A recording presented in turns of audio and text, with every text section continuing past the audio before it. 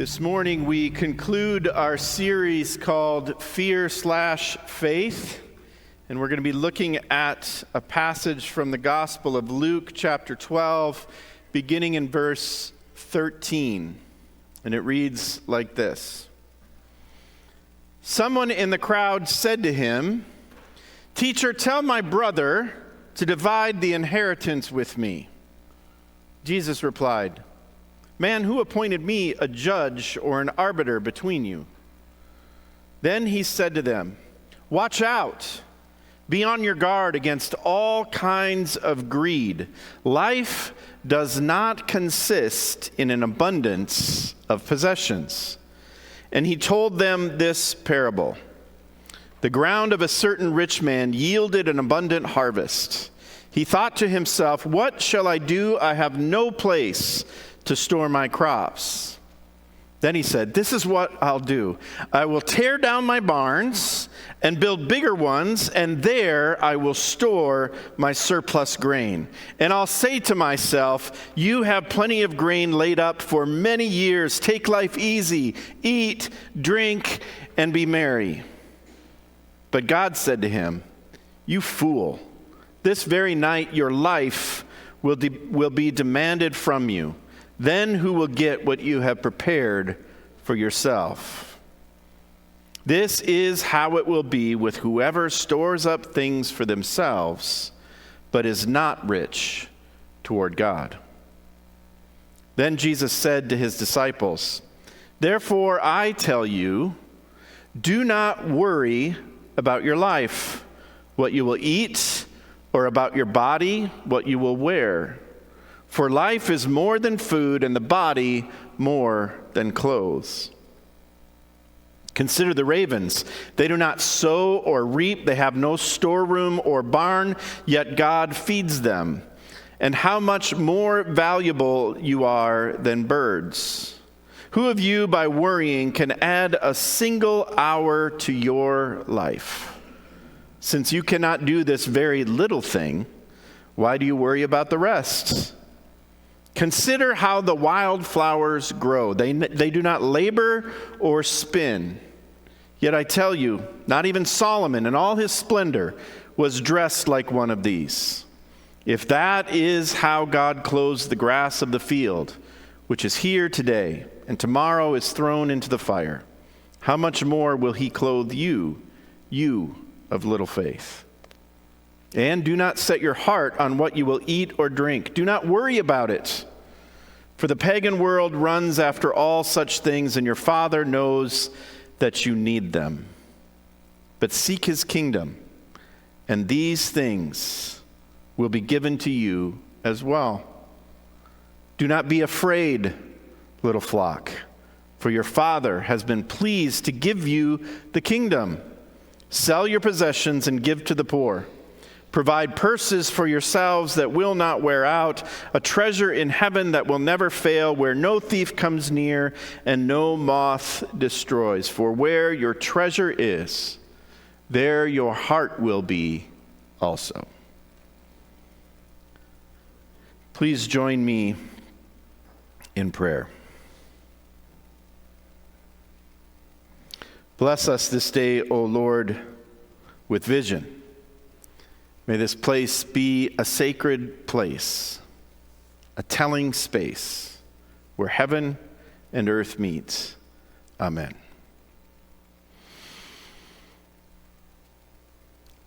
Covetousness, avarice, greed. Do I have your attention?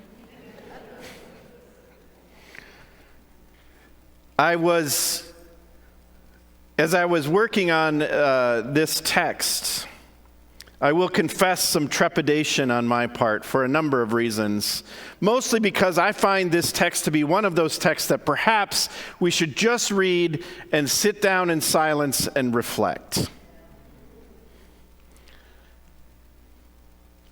But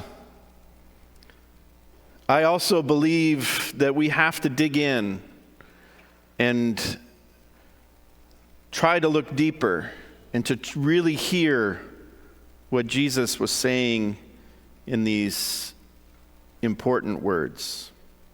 I was also reminded as I was thinking about this text and these stories, this man who comes to Jesus demanding that he settle this dispute with his sibling about inheritance, and then Jesus' response about all this possessions and giving away wealth and all of those kinds of things. And I was reminded of, and this will show my age, if you're of a certain age, you may remember this movie quote, "Greed is good," from the movie Wall Street, back in the late 80s. And that whole character was actually based on a real person. His name was Ivan Boesky, and he was a Wall Street criminal. He went to jail for fraud and all this other kinds of these white-collar crimes. He was the inspiration for that movie and for that tagline, because in 1986, he gave the commencement address at the University of California, Berkeley School of Business Administration. And his unlikely mantra in that address, he said this to the graduates. Greed is all right, by the way. He told the surprised graduating class, I want you to know that I think greed is healthy. You can be greedy and still feel good about yourself. I don't think that Ivan was familiar with this particular text that we read this morning. And it's easy, as it often is, for us to set up straw people, right? These people who so clearly demonstrate the antithesis of what we're about that then we excuse ourselves from any self-reflection.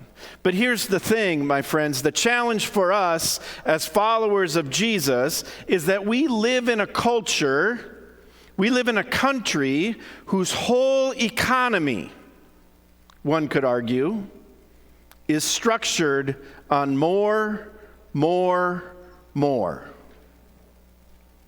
Or, as it is more commonly known, greed. We have to be aware of our contexts. And even though maybe often, maybe not so often, depending on where we find ourselves in life, that as we get sucked into that cycle of acquisition and needing more and all of those kinds of things, we know somewhere deep down, on a very basic level, that we were created for more than consumption. We were created for more than just the never-ending cycle of acquisition and need. And so today, I thought it might be helpful for us to break down some very basic terms. Have you ever noticed that we in church, especially those of us who've been in church for a long time, we throw around words all the time, but we don't often go back and say, oh, but what do we actually mean by that? And so this morning, as I began, we're going to look at covetousness, greed, and talk about what those things actually are. Because I think the danger for those of us who have been following Jesus and have been in the church for a long time is that we throw words like that around, but we don't often stop and really think about what it is that they mean, what it is that they're naming. And so I want to spend some time this morning doing that. And the reason I chose these two words is because in the text that we read this morning, in the original language, the word that's translated greed can mean either covetousness or greed, and we use them a little bit interchangeably. But covetousness, at least in the Hebrew understanding, they visualize the soul as full of vigorous desires, one commentator said, which urged it to extend its influence over other persons and things. Right? And we know that this is a basic human drive. There's something in us that we have to be reminded of this, right? I mean, after all, one of the 10 commandments is thou shalt not covet. So clearly this has been going on for a while. So to covet, we often think is to desire something that our neighbor has. And it really is that simple. It is that we want something that our neighbor has. We see it and we want it, and our desire for it can overtake our souls. Right? Think of the story of human history and all the different places where that drive, that desire has led to catastrophic results. Right? The greed for more, the covetousness of what our neighbor has, it drives so much of those base desires. Now the word greed is similar. And the Greek word that is used for greed actually is more than just, the weight of it is a little heavier than what I think we think about. So the word in Greek that denotes, that we translate as greed, actually, according to one New Testament dictionary, denotes a desire for material possessions, right? Okay, so we get that. But it goes on to say this, that in the New Testament, this desire, this monetary desire, is often associated with sexual immorality. Oh, things just got interesting. Right? Because if there's one thing that we as church people, as evangelicals like to talk about, it's sexual sin. For good reason. Right? But if there's one thing, at least in my experience of the church, that we don't like to talk about so much, it's greed. And yet in the New Testament, they're correlated. Greed is considered connected to sexual immorality. In Mark and 2 Peter, it's closely associated with adultery. And so this article says that thus the desire for someone else's property is not so different from the desire for someone else's spouse or other kinds of illicit sexual behavior. Wow. Right? I mean, I think for me, the reality is that we, as Christians, we don't like to talk about certain things. And we've been talking about one for the last 3 weeks. Money. In our relationship to it, right? I mean, we don't like, it's very personal. We would rather people know things about maybe even, that most intimate part of our life than we would have them know about our checkbooks and how we spend our money. And so we have to do this work of understanding what happens here. And so this drive, this desire, is what happens when it becomes greed is that, again, the import of the word is that it expresses ruthless self-assertion. So what happens as greed takes over, right, as greed gets its kind of tentacles in us, is that we move very quickly, if we're not paying attention, from just wanting what our neighbor has, or wanting more, or feeling like the character in the parable that Jesus told this morning, that we just need to build bigger barns, to ruthlessly asserting ourselves in order to protect that. And so then we find heroes like Ivan Boesky who will tell us that, well, greed really isn't bad. You can feel good about yourself and still be greedy, right? And then all of a sudden we're engaging in behaviors and having attitudes and thoughts that are far from where we began, because we're trying to protect our stuff.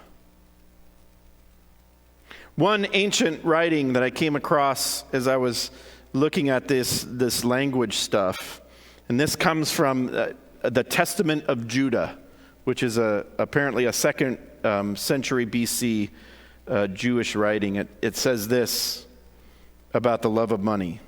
My children, love of money leads to idolatry, because once they are led astray by money, they designate as gods those who are not gods. It makes anyone who has it go out of his mind. They designate as gods those who are not gods. This is the challenge, right? Which brings us to our text. A man comes to Jesus, asks him to adjudicate an inheritance dispute, which may seem odd to us. Nobody's ever come to me as a preacher and asked me to to do some, help me figure out this legal matter. But in the Jewish culture, that was a normal thing, right? They would go to the rabbi to figure out these disputes about the law. And this is one of those places where I love the way Jesus responds, because it's so not how we think of him, right? I mean, we oftentimes think of Jesus was so, open and graceful, and he was, and all of that. But there were times when he got kind of sharp, sarcastic, cutting, right? So his response to this guy is like that. The word that he uses that's translated man apparently is far from cordial. Basically, he addresses him as a stranger. And because what this man is doing is not what Jesus is here to do. Jesus isn't here to help people get property. This is not his mission. He's not interested in who gets what. He's interested in different things.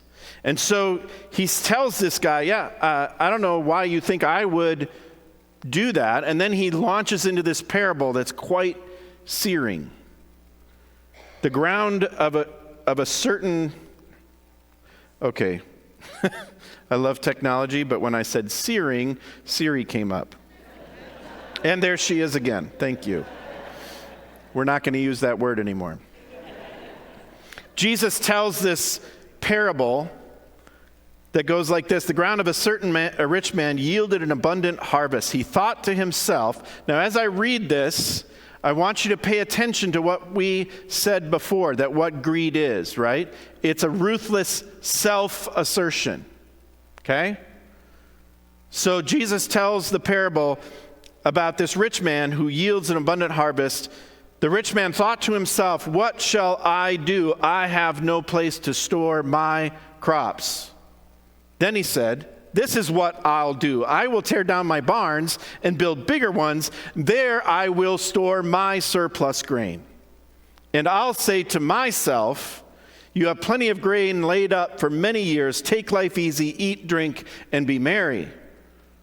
But God said to him, you fool. This very night your life will be demanded from you. Then who will get what you have prepared for yourself? Ouch. Did you catch the ruthless self-assertion? I, me, mine. And Jesus then goes on.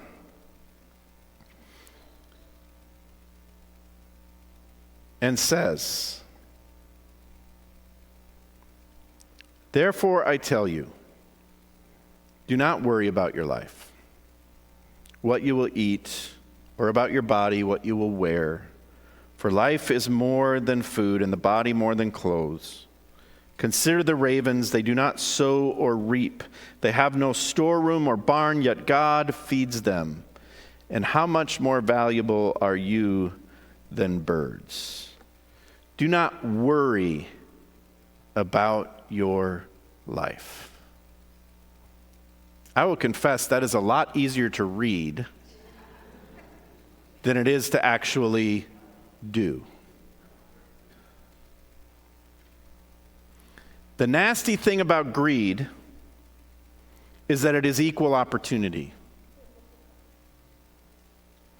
You see, what oftentimes we forget when we think and talk about greed is it's very easy to do that point the finger thing where other people are greedy, the rich, the 1%, they're the greedy ones.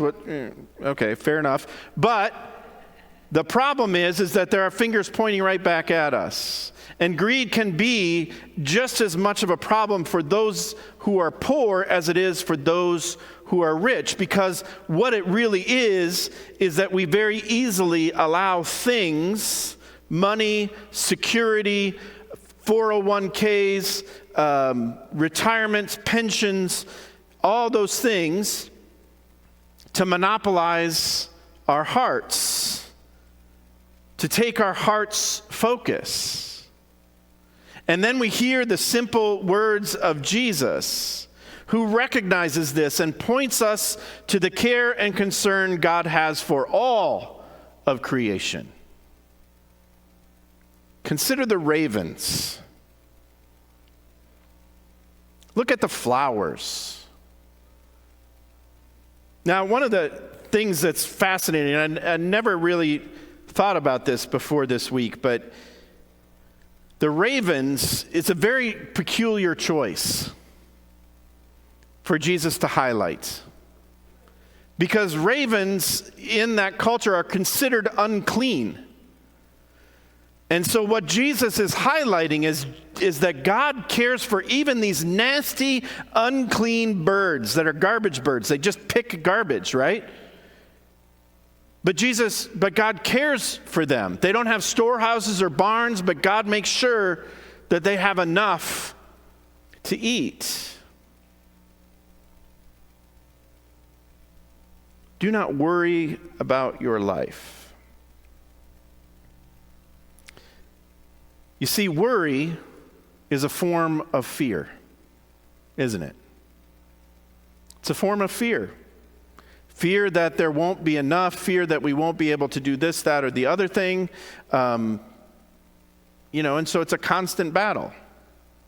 Now, I have mentioned before, and some of you maybe aren't interested in this, and that's fine, but I'm a 5 on the Enneagram.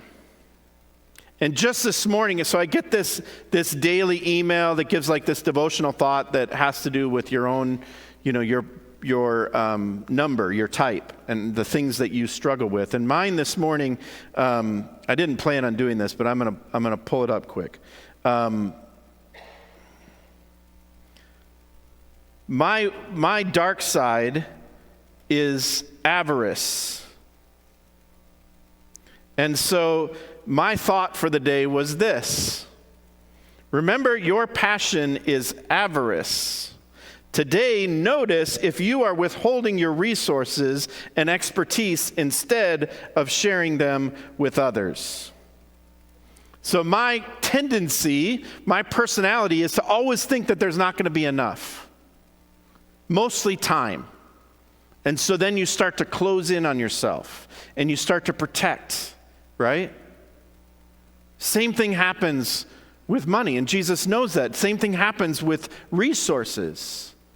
We start to close in on ourselves. We start to think, oh, well, I've just had this windfall, and so what do I need to do? Well, I need to build a bigger barn so that I can keep it, and that I will have enough, right? And all of a sudden, that gratitude that we're supposed to have gets cut off, and we start to shrink, and our lives start to shrink, and our focus starts to shrink, and all of a sudden there's not enough. It's all about me and mine and protecting. And Jesus says, consider the ravens. Consider the wildflowers. God will provide. So Jesus goes on then to say, seek God's kingdom. But did you notice that in that seeking, he also says that God already gave the kingdom? But seek his kingdom, and these things will be given to you as well. Next verse, do not be afraid, little flock, for your Father has been pleased to give you the kingdom. So the heart And the antidote to greed is gratitude. It's recognizing that God has given us everything we need. We simply have to trust that there is enough. When our hearts are focused on the scarcity of the world around us, we become greedy, worried, and fearful. But when we seek God's kingdom, we live in faith that the God who provides for all creation will also provide for us too. Because after all, the heart of faith recognizes that all is gift. It all comes from God. It all belongs to God. He simply gives us whatever he gives us with the expectation that we hold it with an open hand, with grateful hearts, and we trust that he will provide. And so this morning we are closing this series on fear and faith with the word, a reminder that we don't have to fear there not being enough. We simply have to walk and live in the faith that God provides. And if we need a reminder, all we have to do is look at the ravens and the wildflowers and see that he takes care of his whole creation.